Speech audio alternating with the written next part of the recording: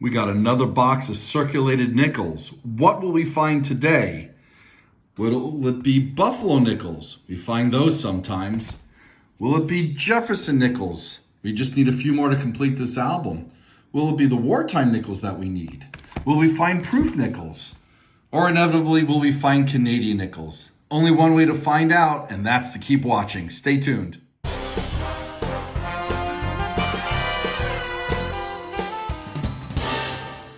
Hey collectors, thanks for watching. I'm the collector of coins. Welcome to my YouTube channel. I hope you enjoy this video. And if you're not a subscriber, I hope you'll consider subscribing to my channel. That being said, we're gonna get this hunt started right away. And we're looking at anything cool on the enders. We see a lot of old coins. We see some newer ones. Don't see anything fancy or eye-catching right off the bat, but there's only one way to find out, and that's by opening these rolls. So use this opportunity to subscribe.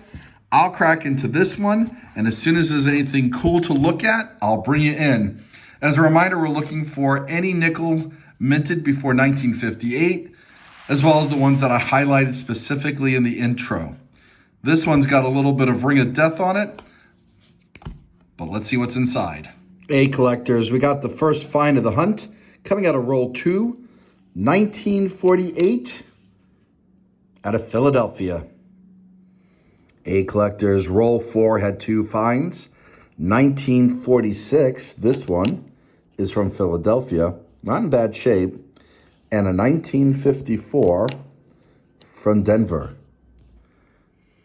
Roll 5 gives us 3 more finds, 6 in total now. We got a 1940 Philadelphia, 1949 Philadelphia, and a 1954 with some nice detail. That one's from Denver. Collectors, we got another find coming out of roll 6, and I have to tell you, it's a beauty for its age. Look at this 1940. Lots of detail and luster still on it. This one's out of Philadelphia. Even from here, you could see there are still some stair lines. We'll put this underneath the microscope. Now, I don't think this is full stairs, but it could be awfully close. All right, so let's take a look. Yeah, and here we go. We can definitely see the stair lines. Although you can see at the high point towards the right side that they kind of fade. And, you know, I don't know if PCGS, one of the grading agencies, would think this is full stairs or full lines. You know, I have one graded. Let me grab that and we'll do a little comparison. But I'm thinking this is just shy of it, although to be honest, it's awfully close. And I would say this is at least uncirculated 64 condition, maybe even higher. All right, let me get that reference coin and hang on. Hey collectors, well I brought 2 reference coins out, both graded MS66 by PCGS, Professional Grading Service, or Professional Coin Grading Service specifically. This is a 1938. This is a silver 1944. They're both out of, well, the 38 is out of Philly and the 44 is out of Denver. Here's the reference coin that we just, oh, not the reference coin, but the coin that we just got out of circulation. And lots of contact marks compared to these, but comparable detail. Let's take a look at the full lines on this one.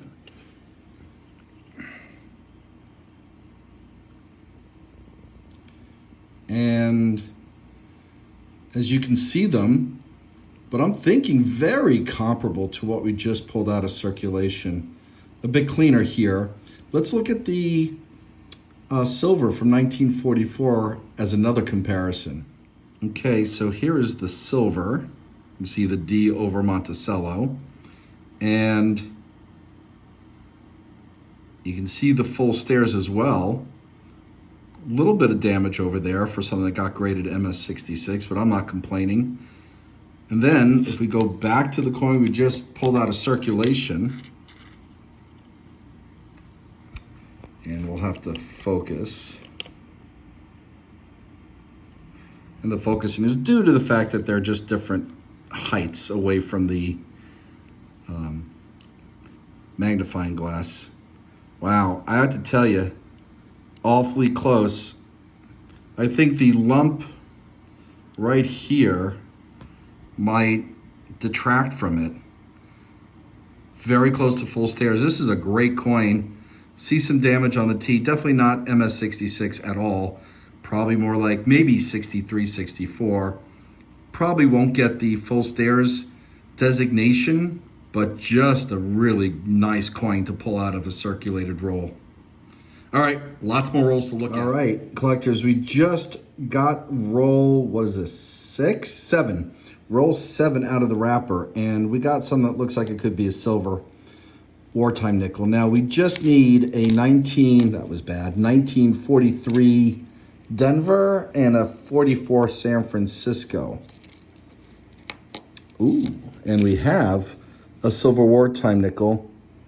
Big scratch on the back, but it is from San Francisco. And this is a 1945. So we don't fill a space in the album, but we do pick up a silver Wartime nickel. And you know what? I'm not going to complain about that at all. Lots of finds in this hunt so far. We're only into roll 7. Let's hope it heats up even better than this. Another find, this one from roll 8, 1952. Denver. Roll 11 gives us a 1958 from Denver. 2 finds from roll 12.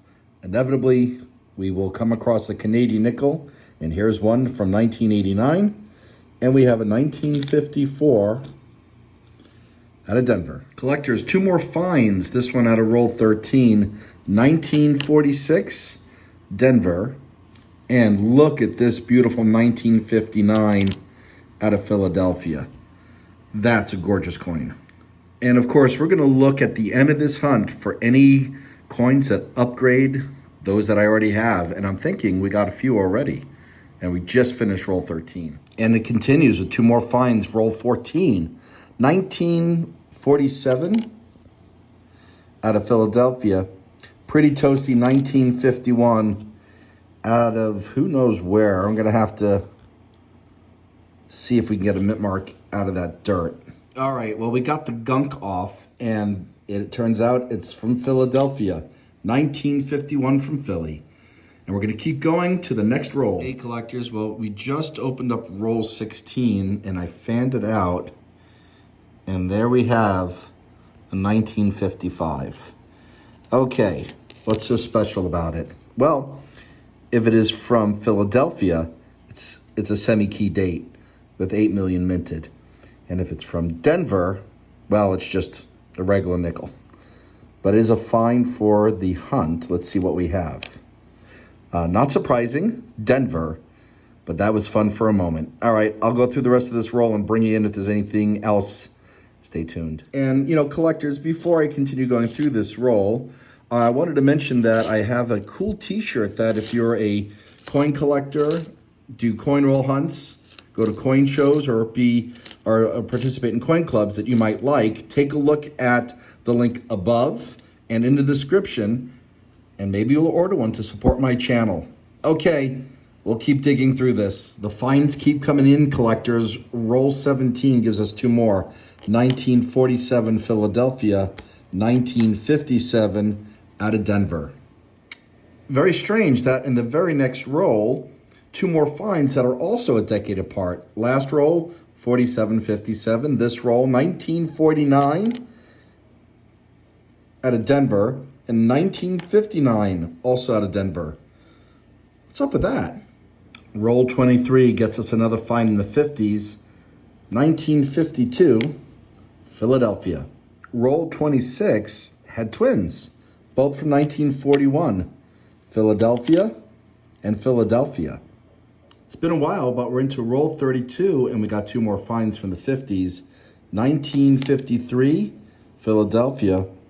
Pretty nice 1956, also out of Philadelphia. Roll 34 gives us another find. A bit crusty for sure, but a 1940 from Philadelphia. 3 more finds coming out of roll 37. 1941, Philadelphia. 1947, also out of Philly, and 1956 out of Denver. Roll 38 had a 1954 out of Denver. Roll 41 had 5 finds in it.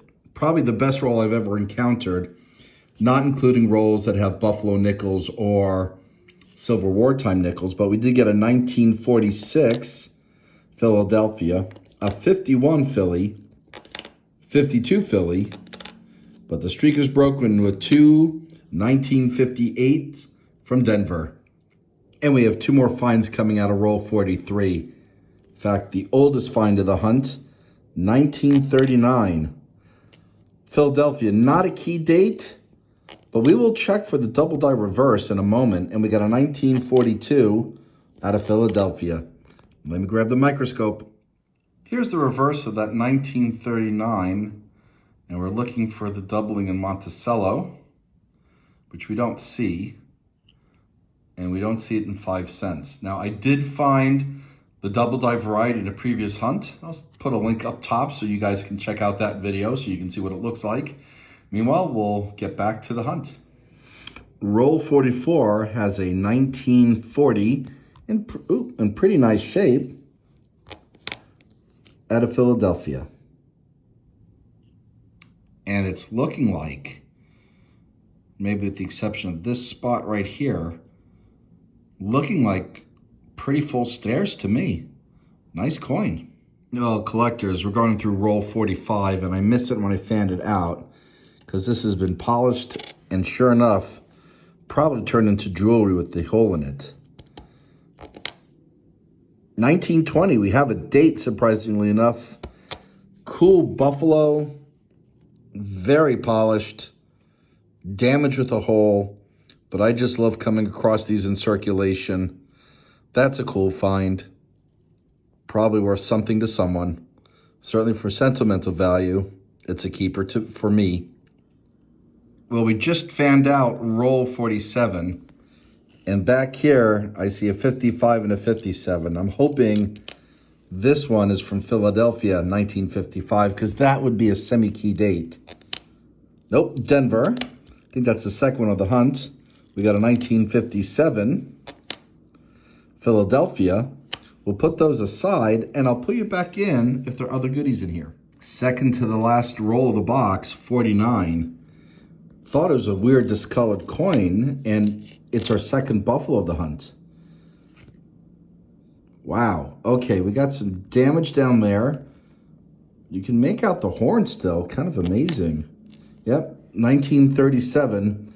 Very common date, but very cool to find. Wow, 2 buffaloes in the box. Silver wartime nickel. Tons of finds. Let's wrap this up in a minute. And roll 50 gives us 2 last finds, a 1956 out of Philly and a 1958 out of Denver.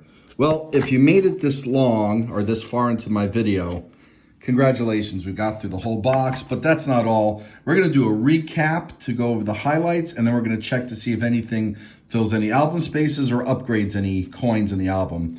However, since you're this far along, I'm hoping that you would consider joining my community and showing me additional support.